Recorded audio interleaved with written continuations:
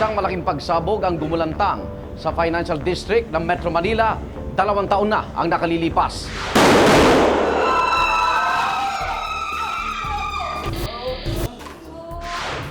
Ang magarbong mall ng Glorieta sa Makati, tila naging war zone. Ilang buhay din ang kinitil ng pagsabog. Sa pagsasaliksik ng case unclosed, aalamin namin kung ito ba isang aksidente o resulta ng kapabayaan. Magandang gabi, ako naman Arnold Clavio. Ang mga tanong ng kahapon, sisa sa atin ngayon dito sa Case Unclosed.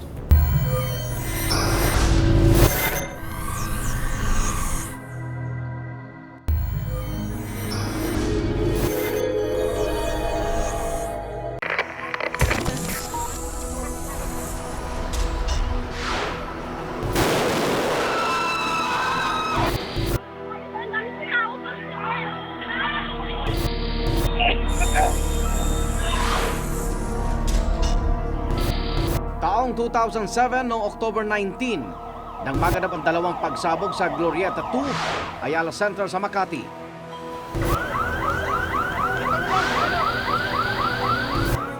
Labing-isang nasawi at mahigit 100 naman ang nasugatan. Bumagsak kasi yung taas pag ganun Bali nadaganan ako, nakalusot lang ako dun sa malit na butas Oo, may sumabog, tapos nabagsakan na lahat. We were very shocked and felt terrible about what had happened here.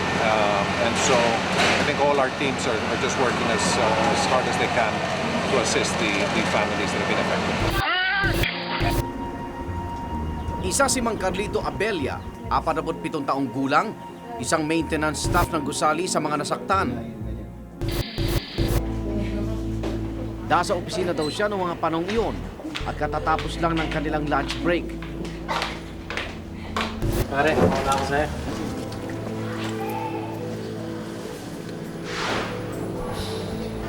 Habang kinukuha ko na yung mga damit ko, pagdating ng 1:30, hindi ko may inaasahan hanggang pag-shoot ko pag-beach ko ng uniforme ko ng green. Sabay ako. Bimigay yung flooring na kinukuha ko. Parang na-shock ako Nalula pa nga ako kala mo galing pa ako sa third floor Sa pangalawang pagkakataon, nakaramdam daw ulit si Mang Carlito ng pagyanig. Dito na raw siya natabunan ng mga gumuhong bakal at bato. Tulungan niyo ako. Tulungan niyo ako. Pagkatapos nagpahinga ako ng konti, hintay ko nang lumiwanag, wala akong maaninang na kuwan. Yung pagkakuan, inahanap ko yung kasama ko, hindi ko na alam kung saan, natabunan na yata. Sabi ko sa tulong, may ako lang tulong sa mga, walang kumukuha sa akin dahil puro mga takot. Maswerte pa si Mang Carlito, baling buto sa hita at ilang galos lang ang kanyang natamo. Bay ilan kasi, lubos na minalas. Tatlong magkakaibigan na nagtatrabaho sa malalaking kumpanya sa Makati ang magkakasamang namamasyal sa Glorieta ng mga oras na yon. Marami yan, dapat silang magkakasama kasi every Friday na ginagawa nila yun. Andyan sa cellphone pa niya yun. Gian, gusto mong sumama mag-lunch. Nakalagay lahat yan, di namin in-erase. Magkita tayo sa may PB ko, gano'n. Maaari raw na katatapos lang kumain ng tatlo nang maganap ang pagsabog sa loob ng gusali.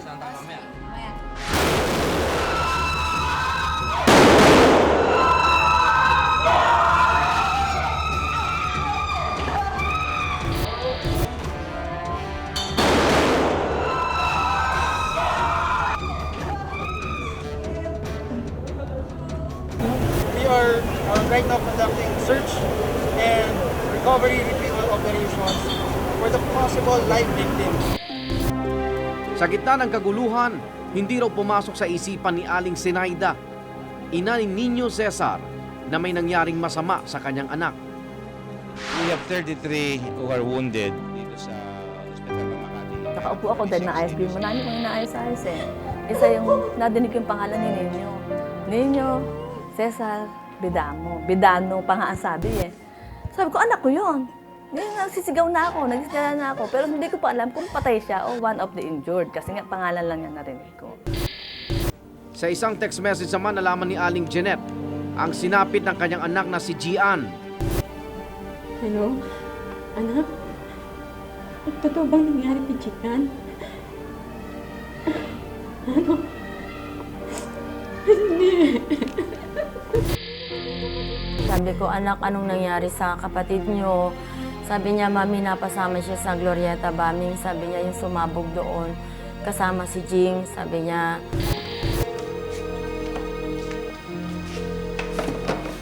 Habang tawag mula sa opisinang pinapasukan ng panganay na anak na si Maureen, ang natanggap ni Aling Mercedes. Anong nangyari sa anak ko? Hindi. Hindi totoo to. Sabi niya, nakita na po namin ang wallet ni Mau. Nakita na po yung dalawang bangkay ng kasama niya. Sabi ko, nangulugang andun si Mau sa Glorieta. Nakita daw agad mula sa guho ang mga labi ni Nino Cesar. Katabi ang kay Gian na hawak-hawak pa ang isang rosaryo. Nakuha din sa tabi ng kanilang bangkay ang wallet ni Maureen. Sa morgue na raw natagpuan ni Aling Jeanette at Aling Zenaida ang mga katawan ng kanilang anak.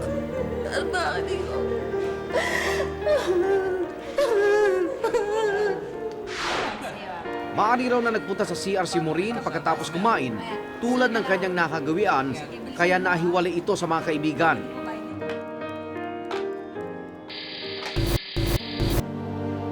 Makalipas ang isang araw, natagpuan na rin ang pinakahuling labi sa guho, ang katawan ni Maureen.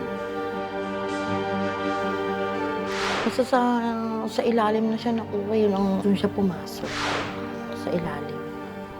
Kaya babad daw talaga dito ng langis, ito naman daw tubig. Kaya nga nakasealed na siya eh. Kasi babad na.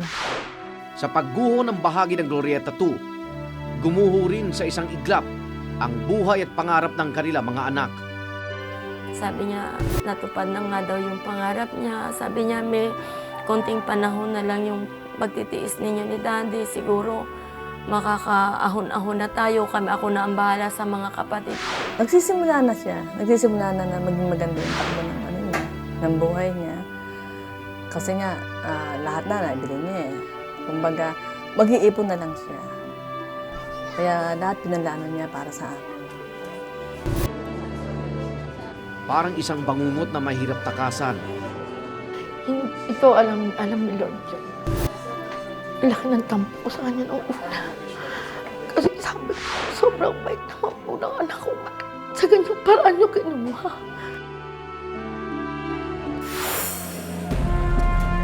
Agad ang nagdeklara ng red alert level sa buong Metro Manila matapos ang pagsabog sa Glorieta. Inakalang ito'y pakana ng mga terorista.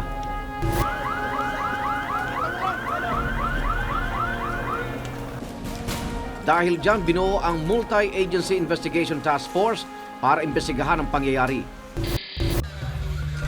Nung pagdating namin doon sa area, of course, immediately ang reaction namin is to secure the area.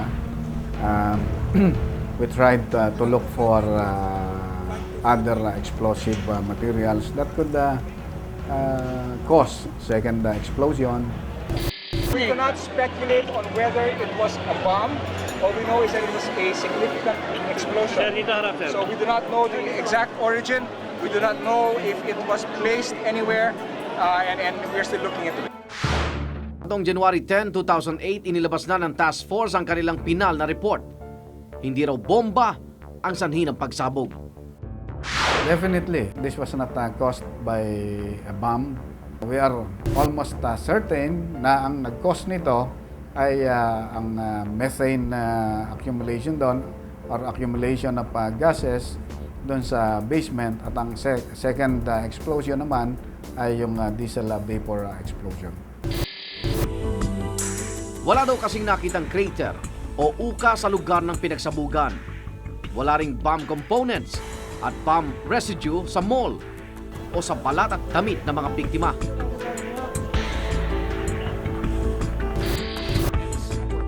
Ayon sa kanilang investigasyon, nagsimula ang pagsabog sa basement ng Makati Supermarket Corporation sa Glorieta 2. Meron dating building dyan, yung Makati Supermarket. At nung nagre-design yung Glorieta, pinagdugtong-dugtong nila yan into one component na naging Glorieta 2. At in the process, yung nag-create yung dating wastewater treatment facilities ng Makati Supermarket ay tinakpan yan at nagkaroon nga ng slab. Ang slab ang nagsilbing elevated flooring sa ibabaw ng basement at nagkaroon ng espasyo sa pagitan nito. At sa espasyong ito sinasabing naipon ng methane na nagmula sa mga sump pits sa loob ng basement. Ang sump pits ay ang dinadaanan ng human at kitchen waste na nagmumula sa gusali. Sinasabi nga automatic switch ng isang pump sa basement ang nagpasiklab at naging dahilan ng pagsabog.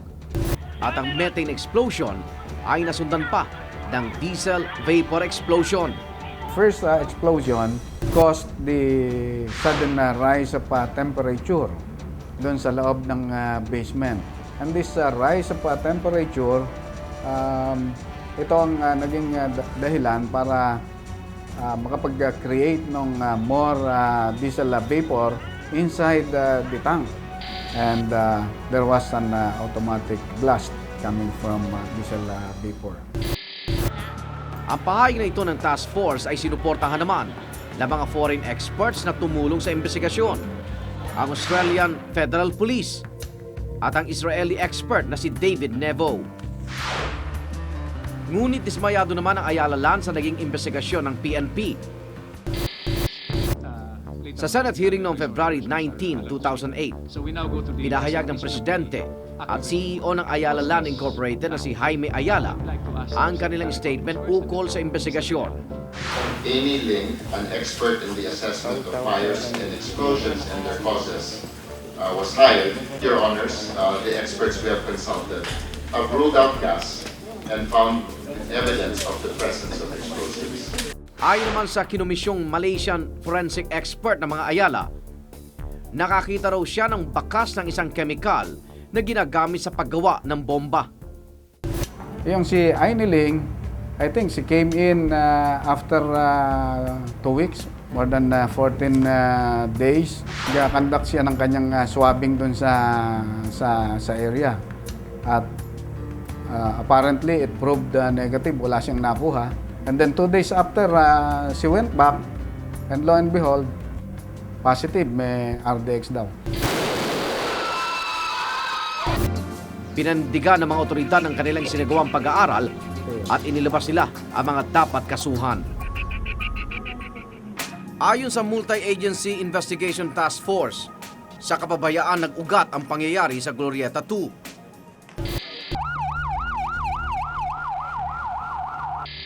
Ang sa akin naman kasi, whether it is a bomb or a methane gas, negligence na yun eh.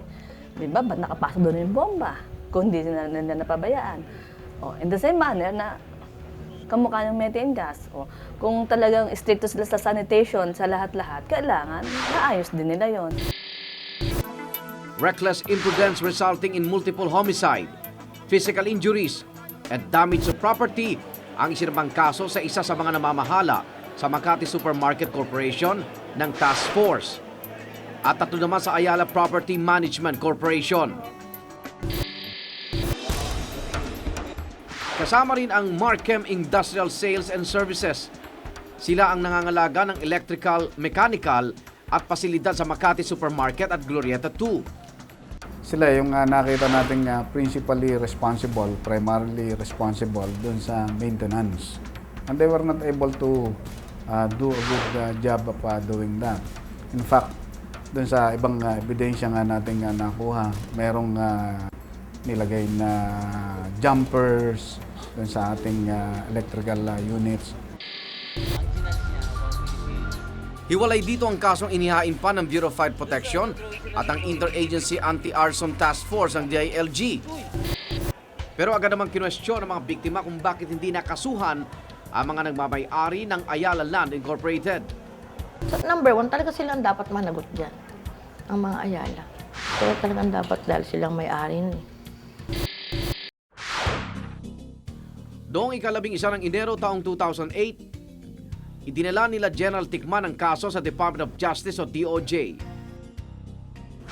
Kagad naman naglabas ang DOJ ng resolusyon noong April 23, 2008. Inabsuelto nila ang mga opisyal ng Ayala Property Management Corporation dahil ang Makati Supermarket Corporation daw kasi ang responsable sa pamamahala sa basement.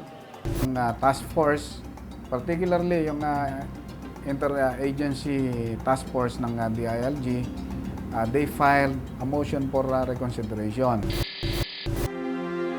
Inamin naman ng ilan sa mga nakapanayam namin na hindi sila pinabayaan ng Ayala Land Incorporated. Ngunit hangad pa rin daw nila ang hustisya para sa kanilang mga mahal sa buhay. They also executed affidavits of desistance not to pursue the case anymore. But then they changed their mind because they believe that they were not satisfied with the monetary consideration that they received from Ayala Corporation. Sinikap ng case and close na makapanayam ang mga namumuno sa Ayala Land Incorporated. Ngunit hindi nila kami pinaunlakan. Ngunit makalipas ang isang taon, inalis na rin ng DOJ si Engineer Candelario Balduesa ng Makati Supermarket Corporation sa mga may pananagutan sa insidente. Hindi na binawi ng DOJ ang naunang resolusyon para sa mga namamahala sa APMC. Sana magkaroon ng justice kasi yung pagkamatay wala eh. Parang pinatay lang na wala ka man lang marinig na ang kaso tuloy. Hindi mo alam kung may kahihinat na itong kaso namin. Kinuha namin ang panig ng Department of Justice ukol dito, ngunit dahil sa nakabinbin pa ang kaso, hindi nila kami pinaunlakan para sa isang panayam. 2 taon na nakalilipas simula nang maganap ang malagim na pagsabog sa Glorieta 2. Ganito rin daw katagal tiniis ni retired Lieutenant Colonel Alan Soliano ang kanyang pananahimik. Ayaw ko na baunin yung katotohanan. Mamatay ako. Hindi malaman ng taong bayan na yung Glorieta 2 sumabog yun because of high explosives. Isa siya sa lumisponde sa naganap na pagsabog noon sa Glorieta 2 bilang head ng Explosives Ordnance Division ng Philippine Army. Ayon sa kanya, palabo na ang pagsabog ay isang gas explosion. Ang explosive kasi, high explosive pag sumabog because of tremendous pressure. Hindi kakayanin ng methane gas yun. Unang-una, walang compression na nangyari. Ang hangin kasi, ang gas kasi, kailangan mo, i-compress pa yan. Siguro kung sumabog yun, ilagay natin sa tangke. Hindi ganun ang epekto niya. May natagpuan daw kasi siya sa basement na magpapatunay sa kanyang hinala. Yun ang isip ko, bakit may plastic sa ibabaw ng tangke? Yun ang So there must be, yung na yun, yung plastic na yun, ginamit yun. I believe ginamit yun ng bomber na bago siya pumunta doon sa ilalim. Dati doon sa ilalim. That was confirmed. That plastic bag na binigay ko sa pulis, sinabi nila nag-positive sa RDX. Yung RDX is a component of C4. C4 is a plastic explosive. Moldable siya. Sa kabila ng kanyang nalaman, laking gulat daw niya nang siya'y hindi na pinayagang ilabas ang tungkol dito. Ang PNP kasi ang nagbigay ng official statement. Pero ang katotohanan na sa amin. So, the official statement can either be wrong or correct. So kami sa UD na nahimik na lang kami. Itinuloy ni Lieutenant Colonel Soliano ang planong pagreretiro noong 2007, ilang buwan matapos ang pagsabog sa Glorieta 2. Ngunit siya naman ay nagkaroon ng malubhang sakit. Kaya nang nabigyan siya ng pangalawang buhay, nagpasya siya dahil lumabas at magsalita na ukol sa kanyang nalalaman. Marami magalit sa akin. Silang nagsisinungaling. Pero sana naman doon sa mga taong yon, kung sino man sila, aminin na nila na binumba yun. Ngunit sinalungat naman ni General Tikman ang naging pahayag ni Lieutenant Colonel Soliano. Mayroon nga raw siyang na-recover na plastic na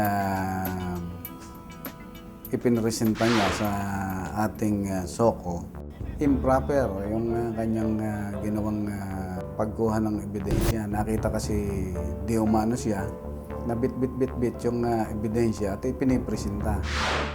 Pinanindigan ni Gerald Tikman ang lumabas sa kanilang report na suportado ng ebidensya. Siguro, imbitahin na lang natin yung siya na puntahan yung ating PNP website at para makita niya kung ano yung mga ebidensya dyan at baka sakaling magbago na yung kanyang impression pati yung kanyang paniniwala. Para naman sa mga naulila ng mga biktima, nagkaroon man ng bagong teorya ang pagsabog sa Glorieta 2. Di pa rin maibabalik nito ang pangungulila nila sa nasawing kaanak. Ito siya. Sa gabi, pag matutulog na, hindi pa rin maalis yung hindi mo siya hanapin. Kasi every night yan, bago natulog yan, papasok sa kwarto yan. Ang gabi yan, good night, mami, love you, mami. Eh, wala ka nang marinig na yun, di ba? Isang aksidente o kapabayaan man ang naganap na pagsabog, naway makamit pa rin ang hustisyang nararapat lamang para sa lahat ng mga naging biktima. Ito isang pangyayari na hindi dapat mabaon sa limot. Sa halip, ay magsilbing aral para maiwasan na sa hinaharap. Hanggang sa susunod na Huwebes, ako naman Arnold Glavio, ang mga tanong ng kahapon. Sisirasatin ngayon sa Case Unclosed.